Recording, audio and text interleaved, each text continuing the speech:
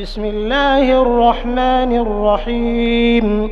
يا أيها النبي لم تحرم ما أحل الله لك تبتغي مرضات أزواجك والله غفور رحيم.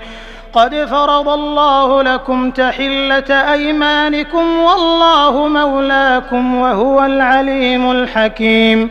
وإذ أسر النبي إلى بعض أزواجه حديثا فلما نبأت به وأظهره الله عليه عرف بعضه وأعرض عن بعض فلما نبأها به قالت من أنبأك هذا قال نبأني العليم الخبير.